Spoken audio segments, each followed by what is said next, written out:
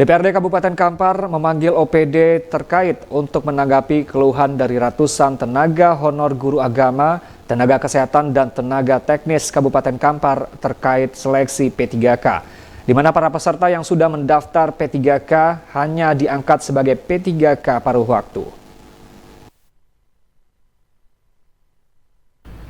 Tanggapi keluhan ratusan forum guru honor agama, nakes, dan tenaga teknis Kabupaten Kampar terkait perekrutan P3K, DPRD Kabupaten Kampar panggil Badan Kepegawaian dan Pengembangan Sumber Daya Manusia atau BKPSDM, Dinas Pendidikan Kepemudaan dan Olahraga atau Disdikpora, dan Dinas Kesehatan Kabupaten Kampar. Hal ini terkait keputusan hasil seleksi pegawai pemerintah dengan perjanjian kerja atau P3K yang hanya lolos sebagai P3K paruh waktu.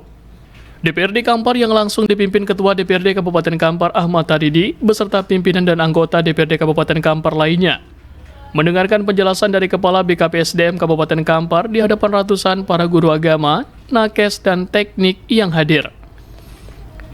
Kepala BKPSDM Kabupaten Kampar Syarifuddin menjelaskan proses yang sudah dilaksanakan baik tahapan seleksi tahap 1 dan tahap 2 sesuai dengan regulasi sebagai payung hukum.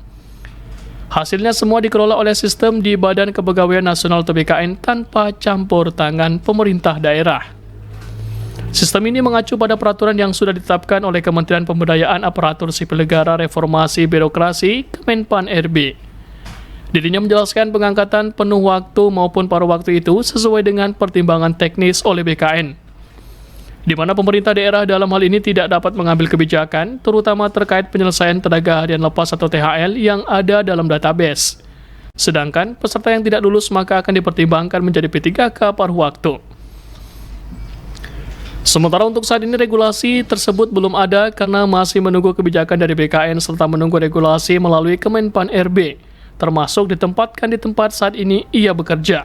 Sedangkan yang penuh waktu regulasi penempatannya merupakan kebijakan dari BKN, karena jumlah formasi yang dibuka sudah ada penetapan. Dan temuan persoalan yang banyak tertinggal, datanya juga sudah diusulkan oleh organisasi perangkat daerah atau OPD masing-masing. Jika dibandingkan kabupaten kota yang lain, banyak daerah yang hanya membuka formasi 10 hingga 20% yang diusulkan database mereka. Sedangkan untuk Kabupaten Kampar sudah mengusulkan formasi 100% sesuai dengan kebutuhan daerah. Bahwa proses yang sudah dilaksanakan tentang penerimaan P3K ini, terutama tahap 1 dan juga tahap 2 yang dilaksanakan ini, proses itu semuanya berdasarkan regulasi dari pusat. Itu poin pertamanya. Regulasi ini akan menjadi payung kita semuanya.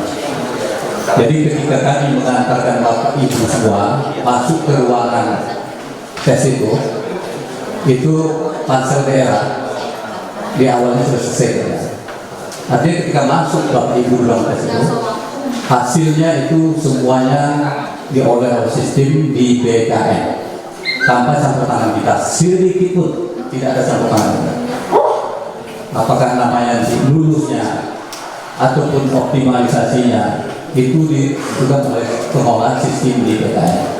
Sistem BKN ini juga mengacu kepada aturan yang sedang dilakukan oleh Kementerian PAN. Menanggapi hal ini, Ketua DPRD Kabupaten Kampar Ahmad Taridi mengatakan, pada dasarnya penerimaan seleksi P3K sudah ada regulasi yang mengatur.